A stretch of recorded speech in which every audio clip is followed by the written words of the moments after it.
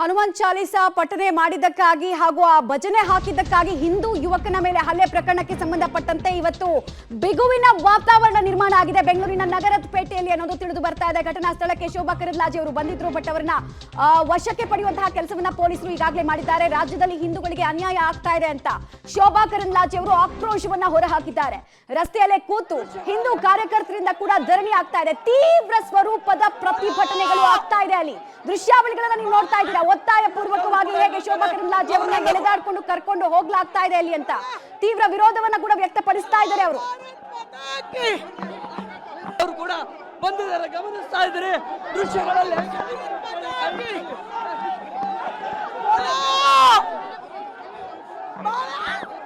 ಅವರು ಕೂಡ ಇಲ್ಲಿದ್ದಾರೆ, ಅವರನ್ನ ಕೂಡ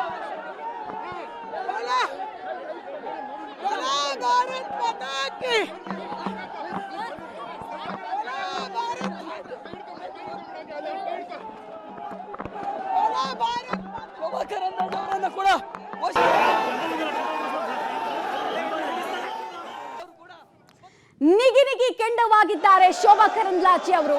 ದೃಶ್ಯಾವಳಿಗಳನ್ನ ಗಮನಿಸ್ತಾ ಇದ್ದೀರಾ, ಹೇಗ್ ಸ್ಟ್ರಗಲ್ ಮಾಡ್ತಾ ಇದ್ದಾರೆ ಪ್ರತಿರೋಧವನ್ನ ತೋರಿಸಬೇಕಾದ್ರೆ ಅಂತ. ಇನ್ನೊಂದು ಕಡೆಗೆ ಪ್ರೊಸೆಷನ್ ಮಾಡೇ ತೀರ್ತೀವಿ ನಾವು, ಹನುಮಾನ್ ಚಾಲೀಸಾ ಪಠನೆ ಮಾಡಿ ನಾವು ತೀರ್ತೀವಿ ಅಂತ ಹೇಳ್ತಾ ಇದ್ದಾರೆ ಹಿಂದೂ ಸಂಘಟನೆ ಕಾರ್ಯಕರ್ತರು.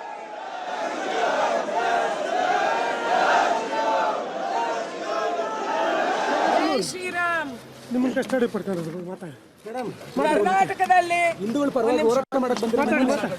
ಕರ್ನಾಟಕದಲ್ಲಿ ಹಿಂದೂ ವಿರೋಧಿ ಸರ್ಕಾರ ಇದೆ. ಯಾರು ತಮಿಳುನಾಡಿಂದ ಬರ್ತಾರೆ, ನಮ್ಮ ಕೆಫೆಯಲ್ಲಿ ಬಾಂಬ್ ಇಡ್ತಾರೆ.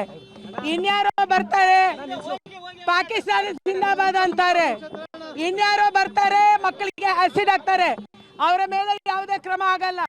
ನಿನ್ನೆ ಇಲ್ಲಿ ಹನುಮಾನ್ ಚಾಲೀಸಾ ಸಿಡಿ ಹಾಕಿದಂತ ಯುವಕರ ಮೇಲೆ ಇಷ್ಟೊಂದು ದೌರ್ಜನ್ಯ ಕಾಂಗ್ರೆಸ್ ಸರ್ಕಾರ ಏನ್ ಮಾಡ್ತಾ ಇದೆ? ಕಾನೂನು ಸುವ್ಯವಸ್ಥೆ ಮೇಲೆ ಹಿಡಿತಾ ಇಲ್ಲ. ಅವರು ರಾಜೀನಾಮೆ ಕೊಡಬೇಕು. ಅಲ್ಪಸಂಖ್ಯಾತರನ್ನ ಓಲೈಕೆ ಮಾಡುವುದಕ್ಕಾಗಿ ಇದೆಲ್ಲವನ್ನ ಮಾಡ್ತಾ ಇದ್ದಾರೆ ಕಾಂಗ್ರೆಸ್ ಅವರು. ಕಾಂಗ್ರೆಸ್ ಬಂದಾಗ, ಸಿದ್ದರಾಮಯ್ಯನವರು ಬಂದಾಗ ಹಿಂದೂ ವಿರೋಧಿ ನೀತಿಯನ್ನು ಅನುಸರಿಸ್ತಾ ಇದ್ದಾರೆ. ಅದಕ್ಕೆ ಇದೊಂದು ಉದಾಹರಣೆ. ಕೇಂದ್ರ ಸಚಿವರೇ ಇವರು ನ್ಯಾಯ ಕೇಳಕ್ ಬಂದಂತ ಕೇಂದ್ರ ಸಚಿವರೇ ಹೇಗೆ ಹೇಳ್ಕೊಂಡು ಬಂದ್ರು ನೋಡಿ. ಅವ್ರು ಏನು ಎಷ್ಟು ಹ್ಯೂಮಿಲಿಯೇಟ್ ಮಾಡ್ತಾರೆ, ಹೇಗೆ ಹೇಳ್ಕೊಂಡು ಬರ್ತಾರೆ, ಹೇಗೆ ತಳ್ತಾರೆ ಅನ್ನುವಂಥದ್ದು. ಅದಕ್ಕಾಗಿ ಇವತ್ತು ಕಾಂಗ್ರೆಸ್ ಸರ್ಕಾರ ಅಂದ್ರೆ ಹೀಗಿದೆ ಅನ್ನುವಂಥದ್ದನ್ನ ನಾವು ದೇಶಕ್ಕೆ ಹೇಳುವಂತ ಅಗತ್ಯ ಇದೆ. ಜೈ ಶ್ರೀರಾಮ್, ಜೈ ಶ್ರೀರಾಮ್.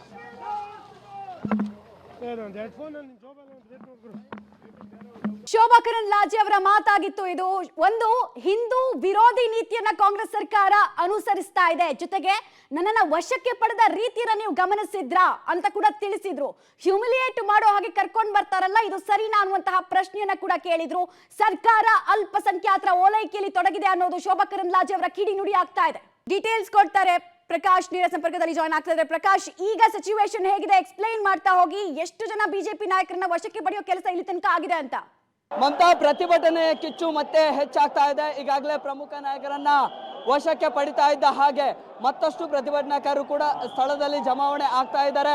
ಸುಮಾರು ಇಲ್ಲಿಂದ 3-4 ಗಲ್ಲಿಗಳಲ್ಲಿ ಕೂಡ ಇದೀಗ ಪ್ರತಿಭಟನಾಕಾರರು ಕೂಡ ಸೇರ್ತಾ ಇದ್ದಾರೆ. ಸೊ ಅವರನ್ನ ನಿಯಂತ್ರಣ ಮಾಡೋದಕ್ಕೆ, ವಶಕ್ಕೆ ಪಡೆಯೋದಕ್ಕೂ ಕೂಡ ಪೊಲೀಸರು ಇದೀಗ ಏನು ಪ್ರಯತ್ನವನ್ನ ಮಾಡ್ತಾ ಇದ್ದಾರೆ. ಅಲ್ಲಲ್ಲಿ ಬ್ಯಾರಿಕೇಡ್ಗಳನ್ನ ಹಾಕಿದ್ದಾರೆ. ಅದಾಗಿಯೂ ಕೂಡ ಹೆಚ್ಚಿನ ಸಂಖ್ಯೆಯಲ್ಲಿ ಜಮಾವಣೆ ಆಗ್ತಾ ಇದ್ದಾರೆ. ಪ್ರಮುಖವಾಗಿ SP ರೋಡ್ನಲ್ಲಿರುವಂತಹ ವರ್ತಕರ ಸಂಘ ಜೊತೆಗೆ ಬೇರೆ ಬೇರೆ ಯೂನಿಯನ್ನ ಲೀಡರ್ಗಳು ಕೂಡ, ಅಂದ್ರೆ ಬೇರೆ ಬೇರೆ ವ್ಯಾಪಾರಸ್ಥರ ಸಂಘಟನೆಗಳು ಕೂಡ ಇಲ್ಲಿಗೆ ಜಮಾವಣೆ ಆಗಿದ್ದಾವೆ. ಅದರ ಜೊತೆಗೆ ಹಿಂದೂ ಪರ ಸಂಘಟನೆಗಳ ಒಂದಿಷ್ಟು ನಾಯಕರುಗಳು, ಕಾರ್ಯಕರ್ತರು ಕೂಡ ಈ ಭಾಗಕ್ಕೆ ಬರ್ತಾ ಇದ್ದಾರೆ. ಸೊ ಹಾಗಾಗಿ ದೊಡ್ಡ ಮಟ್ಟದಲ್ಲಿ ಇದೀಗ ಏನು ಪ್ರತಿಭಟನಾಕಾರರ ಸಂಖ್ಯೆ ಜಮಾವಣೆ ಆಗ್ತಾ ಇದೆ.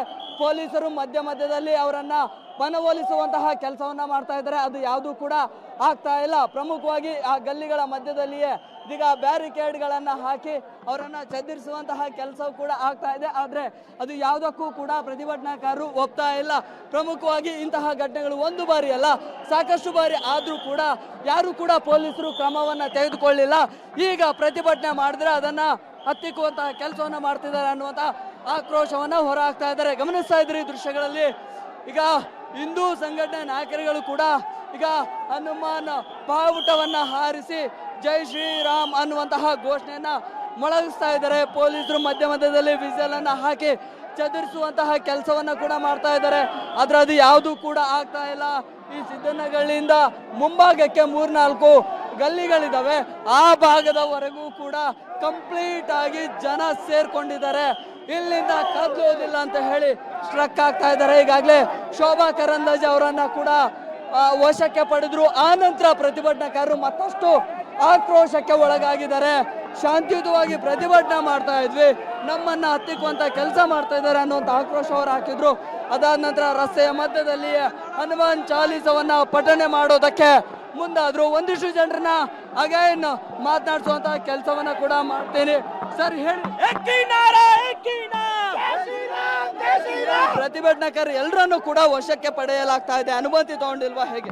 ನಮ್ಮ ಹಿಂದೂ ಬಾಯಿ ಮೇಲೆ ಜಿಹಾದಿಗಳು ಅಟ್ಯಾಕ್ ಮಾಡಿದೆ. ಈ ಗ್ಯಾಂಗ್ ಇದೆ, ಈ ಗ್ಯಾಂಗ್ ಮೇಲೆ ಸೆಕ್ಷನ್ ಹಾಕ್ಬೇಕಾ, ಆಮೇಲೆ ಜೈಲ್ ಕಳಿಸ್ಬೇಕಾ, ಜೈಲ್ ಕಳಿಸ್ಲಾ ತನಕ ನಾನು ಪ್ರಯತ್ನ ಮಾಡ್ತೀನಿ. ಸರಿ, ಪೊಲೀಸರು ಆರೋಪಿಗಳ ವಿರುದ್ಧ ಕಠಿಣ ಕ್ರಮಕ್ಕೆ ಮುಂದಾಗ್ಲಿಲ್ಲ ಅಂತನಾ ಈ ಆಕ್ರೋಶ? ನಾನು ಕೇಳಿಸಿಲ್ಲ, ಹೇಳಿ. ಕೈ ಬೋಲ್ರಿ ಹೇಳಿ. ಅವರೆಲ್ಲ ಹೇಳ್ತಾರೆ ಹಿಡ್ದವ್ರೆ ಅಂದ್ರೆ ತೋರಿಸಿ ನಮ್ಗೆ ಹಿಡ್ದವ್ರಂತ. ಯಾಕೆ ತೋರಿಸ್ತಾ ಇಲ್ಲ ಅವರು? ಸುಮ್ಮನೆ ಹೇಳೋದ್ ಪ್ರಯೋಜನ ಇಲ್ಲ ಸರ್. ಬೇರೆ ಅಲ್ಲ, ಹೆಂಗೆ ಅವ್ರು ಬಿಟ್ಟಿದೆ. ಆಕ್ಚುಲಿ ಅವ್ರದ್ದು ಎಲ್ಲ ಸೆಟ್ಟಿಂಗ್ ಇದೆ ಆ ಗ್ಯಾಂಗ್ ಮೇಲೆ. ನಿಮ್ಮ ಎಲೆಕ್ಷನ್ ಇದ್ರೆ ನೀವು ನೋಡಿ, ನಾವ್ ಇವತ್ತು ಪ್ರೊಟೆಸ್ಟ್ ಬಂದಿದ್ದೀವಿ, ಪ್ರೊಟೆಸ್ಟ್ ಮಾಡ್ತೀವಿ, ನಮ್ಗೆ ನ್ಯಾಯ ಬೇಕು ಇವತ್ತು. ಸರ್, ಎಷ್ಟು ಜನ ಸೇರ್ತಾರೆ ಸರ್? ಇನ್ನು ತುಂಬಾ ಜನ ಬರ್ತಾವ್ರೆ. ಎಲ್ಲ ಆಲ್ರೆಡಿ ಎಲ್ಲರೂ ಅರೆಸ್ಟ್ ಆಗ್ಬಿಟ್ಟಿದ್ದಾರೆ ಸರ್. ಏನ್ ಮಾಡ್ತಾರೆ, ಎಲ್ಲ ಭಯ ಪಟ್ಕೊಂಡು ಹೋಗ್ತಾವ್ರೆ. ಸುಮಾರು ಜನ ಬರ್ತಾವ್ರೆ, ಎಲ್ಲಾರ್ಗು ಹಿಡ್ಕೊಂಡು ಹೋದ್ರೆ ಏನ್ ಪ್ರಯೋಜನ? ಅದು ನಾವು ಪ್ರೊಟೆಸ್ಟ್ ಮಾಡಕ್ ಬಂದಿದ್ದೀವಿ. ಆ ಗ್ಯಾಂಗ್ ಮೇಲೆ ಆಲ್ರೆಡಿ ತುಂಬಾ ಮುಕದ್ದಮಾ ಇದೆ, ಕೇಸ್ ಇದೆ. ಆ ಗ್ಯಾಂಗ್ ಅವರ ಜನ ಬಂದು ನಿಂತ್ಕೊಂತಾರೆ. ಎಷ್ಟು ಜನನ ಹಿಡಿತೀರಾ? ಹಿಡೀರಿ ನೀವು. ಎಷ್ಟು ಜನ ಹಿಡಿತಾರೆ ಇದ್ರೆ ಹಿಡೀರಿ ನೀವು ಅಷ್ಟೇ.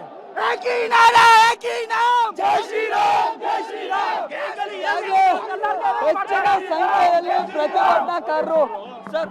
ಪೊಲೀಸ್ ಅವ್ರು ಏನ್ ಮಾಡ್ತಾ ಇದಾರೆ ಅಂತಂದ್ರೆ, ಎಲ್ಲರೂ ಹೋಗ್ರಿ, ಏನಕ್ಕೆ ಎಲ್ಲ ಹೋಗ್ರಿ, ಯಾರು ಬರಲ್ಲ ಲೀಡ್ರು ಅಂತ ಇವ್ರು ಇದ್ ಮಾಡ್ತಾ ಇದಾರೆ. ಏನಕ್ಕೆ ಹಂಗೆ ನಮಗ್ ಸಪೋರ್ಟ್ ಮಾಡಲ್ಲ ಅಂತ, ನಮಗ್ ಏನಕ್ಕೆ ಸಪೋರ್ಟ್ ಮಾಡಲ್ಲ ಅಂತ ಗೊತ್ತಿಲ್ಲ. ಅದೇ ಅವ್ರು ಬಂದು ಎಲ್ಲರೂ ಹೊಡೆದಾಗ ಬಹಳ ಸಪೋರ್ಟ್ ಮಾಡ್ಬಿಟ್ರು ಅವ್ರಿಗೆ. ಎಲ್ಲ FIR ಅವ್ರ ಮೇಲೆ ನಮ್ಮ ಮೇಲೇನೆ ಹಾಕ್ಬಿಟ್ಟಿದ್ರು. ಅದೆಲ್ಲ ಜ್ಞಾನ ಇಲ್ಲ. ಈಗ ಏನ್ ಮಾಡ್ತಾವ್ರೆ? ರೈಟ್. ಪ್ರಕಾಶ್, ಮತ್ತೆ ನಿಮ್ಮನ್ನ ಕನೆಕ್ಟ್ ಮಾಡ್ತೀವಿ. ಸದ್ಯಕ್ಕೆ ಉಗ್ರ ಸ್ವರೂಪವನ್ನ ಪಡೆದುಕೊಳ್ತಾ ಇದೆ ಹನುಮಾನ್ ಚಾಲಿಸಾ ದಂಗಲ್.